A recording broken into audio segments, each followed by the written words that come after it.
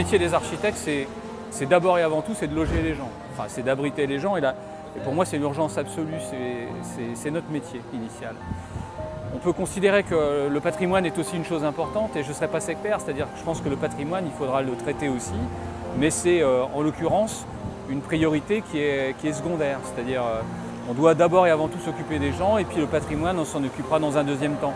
Et je pense que l'argent qui doit venir en priorité pour les gens, pour pouvoir reloger les gens correctement, parce qu'on ne peut pas imaginer traiter le patrimoine et puis laisser les gens dehors. Ça, c'est pas possible.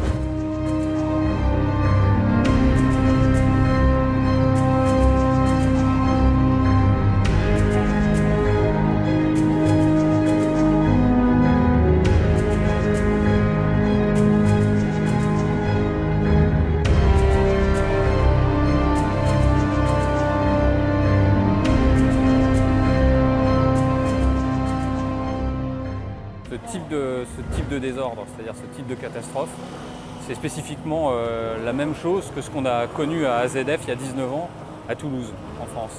Et ce type de problème est à une échelle différente, c'est-à-dire qu'aujourd'hui à Beyrouth, on vit une situation qui est bien plus importante en termes de surface et d'ampleur de destruction parce que l'explosion était plus puissante.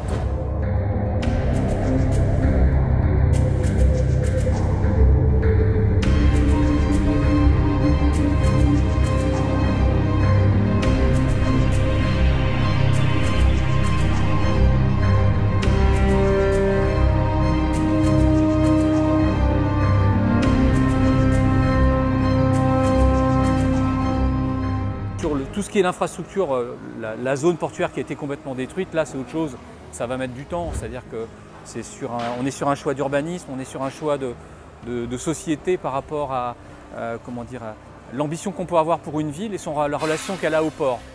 On a une opportunité, maintenant c'est une opportunité, il faut le prendre comme ça, c'est que ces démolitions qu'il y a à faire pour retrouver un espace important dans lequel on va pouvoir reconstruire une nouvelle relation entre la ville et le port.